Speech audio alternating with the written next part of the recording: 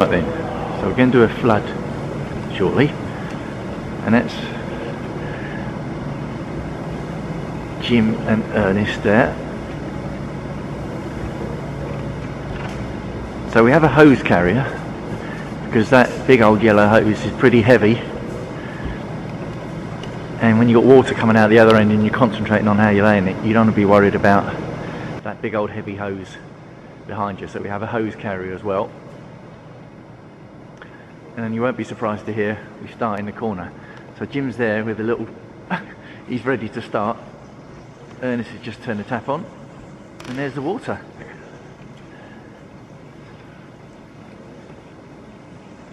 Now you might be thinking, if you don't know any better, that it is just as simple as turning the hose on and putting the water all on, and it isn't. I've had people say, well, why don't you just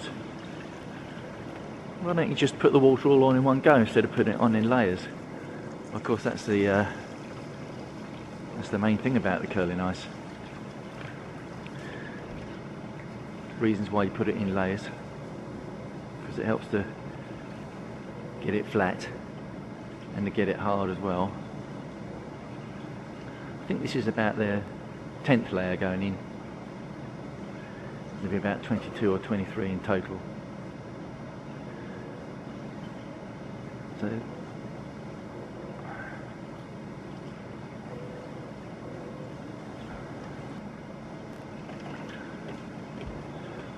and that's only covering about a foot at a time.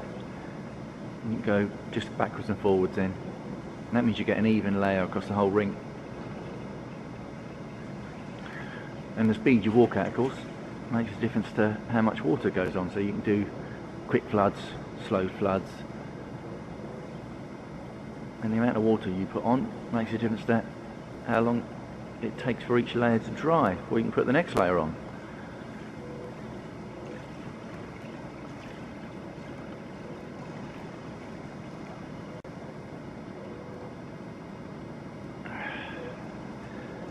And it's now, what is the time now? It's 9 o'clock now, and the last layer went in at I think about 5, so it's had nearly 3 or 4 hours to dry.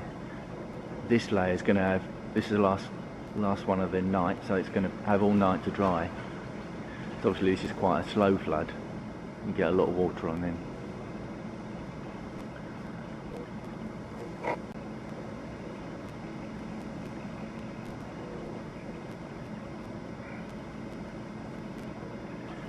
And if you're thinking, oh, hang on, if you're thinking this looks like a bit of a long and laborious job, well, it is. But it also needs to be done by someone who knows what they're doing, because if you get it right, the ice will work for the whole season. If you get it wrong, it's going to give you trouble for the whole season.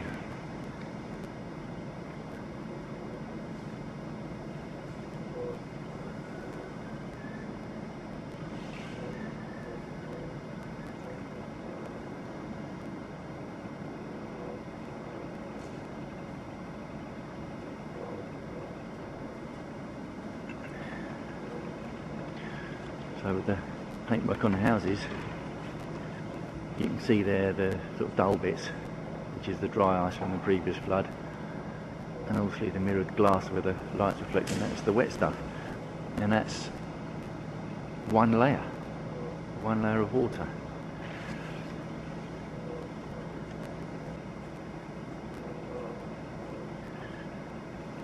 Right, now, because I said this was going to be a big flood, which takes a long flood because it's going to have all those hours overnight to dry, it's going to take maybe 45 minutes. And although I look stupid, I'm not stupid, so I'm not going to stand out here for 45 minutes filming. So I'm going to stop now and come back a little bit later, although I will be on standby in case anyone falls over, so that I can film that.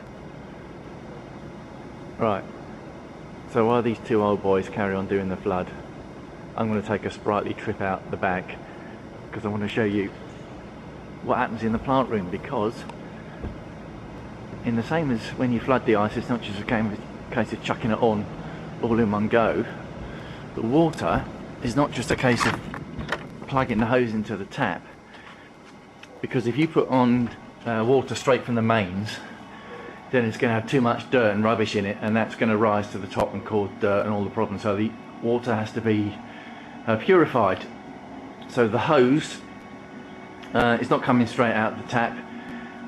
Now let's see, how can I explain this? We've got a hose there out of the mains. It's going into filters, then that's going into that tank.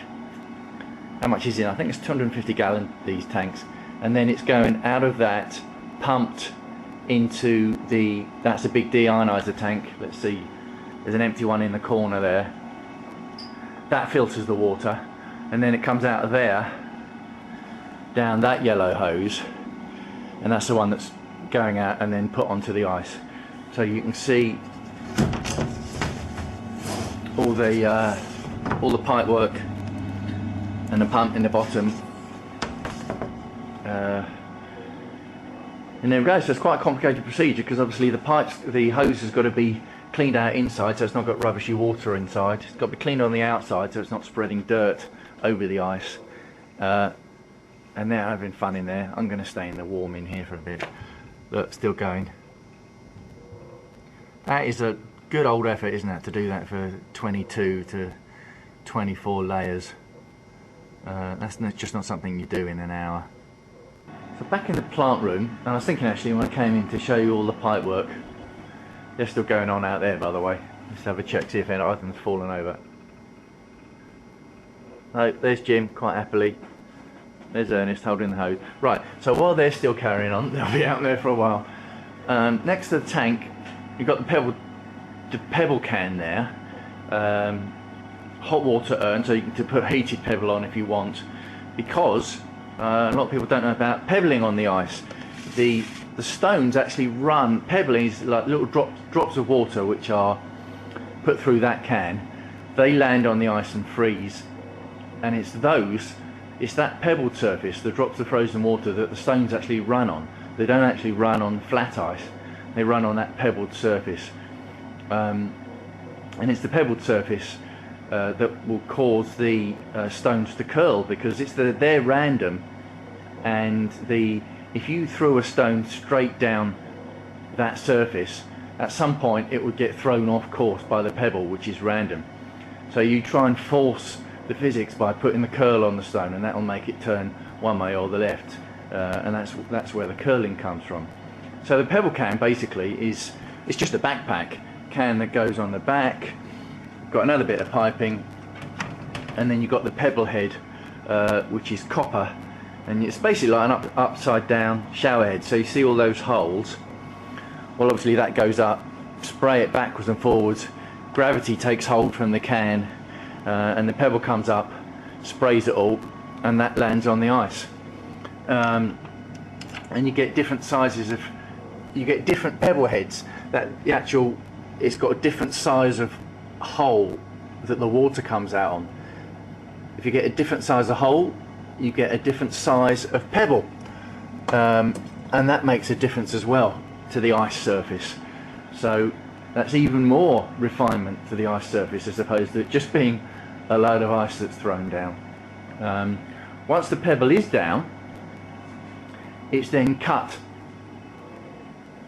I mean, the ice is cut anyway by a big machine, but the pebble is cut, and we take the tops off each individual pebble, and we've got a blade that does that and takes it all off at a uniform level. So it means if you didn't take the tops off the pebble, the stones would wear down the tops of the pebble as they ran across them, but that will leave little bits of ice on the playing surface, which can then affect the next stone coming down. And it also means you get an uneven breakage of that pebble. When you go across with the nipper, which is what the blade's called, it cuts it all off cleanly and uniformly, so you know what surface you're going to get. That's the theory anyway. Right, they're still out there. I'll come back to them in a minute.